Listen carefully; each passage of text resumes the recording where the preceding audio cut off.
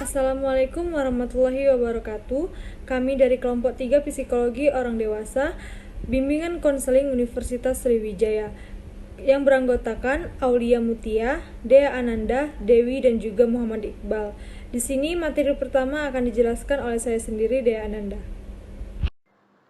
Materi yang pertama yaitu mengenai ciri-ciri lanjut usia, di mana ciri-ciri ini merupakan perubahan pada sistem pernafasan, perubahan pada pendengaran, perubahan pada penglihatan, perubahan pada pengecapan, perubahan pada pembau atau peraba, perubahan pada sistem syaraf, gangguan pada sistem jantung, gangguan sistem kerni, gangguan pada sistem endokrin atau metabolik. Lalu perbedaan individu pada efek menua, di mana ada 4 atau jalur penuaan yang berbeda, yaitu metabolisme atau berkaitan dengan penumpukan dan pemecahan zat dalam tubuh, ketebalan tubuh atau berkaitan dengan respons imun, hati atau berkaitan dengan fungsi hati, dan nefrotik atau berkaitan dengan fungsi ginjal.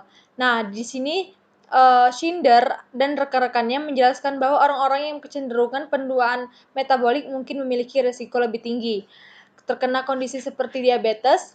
Seiring bertambahnya usia, orang-orang ini mungkin juga memiliki kadar hemoglobin yang meningkat, yang merupakan ukuran kadar gula darah. Namun, tim ini mencatat bahwa seseorang bisa mengalami lebih dari satu jenis penuaan, sehingga menghadapi risiko gabungan untuk berbagai masalah kesehatan. Faktor-faktor lain yang mungkin berkontribusi terhadap penuaan secara berbeda. Lebih khusus lagi, mereka membandingkan profil penuaan dari orang sehat yang sensitif terhadap insulin dengan orang yang resistan terhadap insulin yang tubuhnya tidak dapat memproses gula darah secara efektif. Nah, perbedaan penuaan antara orang sehat dan resisten insulin adalah sesuatu yang belum pernah dilihat sebelumnya. Secara keseluruhan, kami menemukan ada sekitar 10 molekul yang secara signifikan berbeda antara orang-orang yang sensitif terhadap insulin ketika mereka menua. Baiklah, pada kali ini saya akan menyampaikan materi tentang stereotip orang lanjut usia. Menurut Suasono, secara universal, orang lanjut usia merupakan orang yang penuh kebijaksanaan dan kearifan. Yang dimaksudkan dalam hal ini adalah orang yang masuk dalam rentan usia lanjut merupakan orang-orang yang dianggap memiliki keahlian atau kemampuan tertentu dan juga memiliki pengalaman yang demikian luas daripada usia-usia di bawahnya, sehingga hendaknya orang yang berada di umur usia lanjut dihormati oleh orang-orang pada usia di bawahnya. Sedangkan bila melihat stereotip daerah timur klasik khususnya Indonesia, orang lanjut usia dianggap sebagai orang yang tergantung dan juga merupakan beban baik di keluarga, masyarakat maupun negara. Kemudian sering kita jumpai juga pada masyarakat berkembang asumsi bahwa orang lanjut usia merupakan orang-orang yang tidak produktif, tidak mandiri, kemudian lemah dan juga berketergantungan. Asumsi-asumsi yang berkembang dan terus diolah oleh masyarakat ini merupakan asumsi yang salah untuk memahami orang-orang usia lanjut. Oleh karena itu, perlu pemahaman mengenai orang-orang lanjut usia supaya tidak terjadi kesalahpahaman atau ketimpangan dalam menilai orang lanjut usia. Perkenalkan, nama saya Dewika Putra Agustina. Di sini saya akan membahas mengenai tugas perkembangan usia lanjut. Secara garis besar, menurut Havigras, tugas-tugas perkembangan usia lanjut adalah sebagai berikut.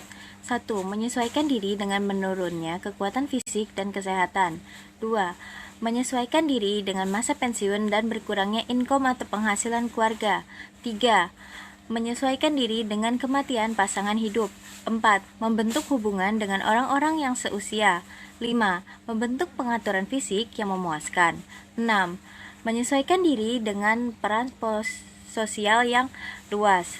Secara garis besar, maka dapat saya simpulkan bahwa tugas perkembangan pada masa usia lanjut lebih mengarah kepada penyesuaian diri terhadap perubahan fisik dan sosial.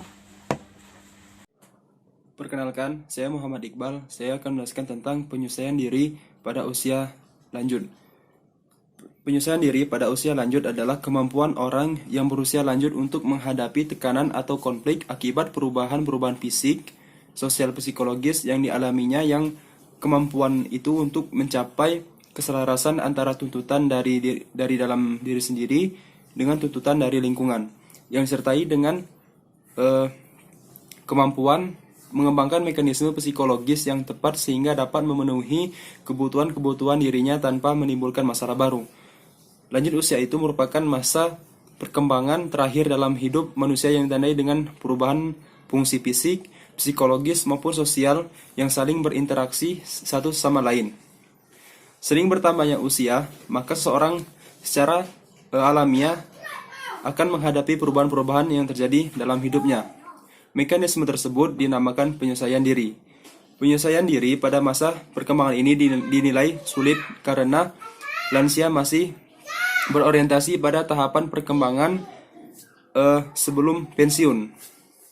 Menurut Harlock, penyesuaian diri pada usia lanjut itu dipengaruhi oleh beberapa faktor, berupa persiapan untuk hari tua, pengalaman masa lampau, kepuasan dari kebutuhan, kenangan akan persahabatan lama, anak-anak yang telah dewasa, sikap sosial, sikap pribadi, metode penyesuaian diri, kondisi fisik, dan kondisi hidup, serta ekonomi. Baiklah, mungkin itu saja penjelasan materi dari kami. Semoga dapat dipahami. Terima kasih. Wassalamualaikum warahmatullahi wabarakatuh.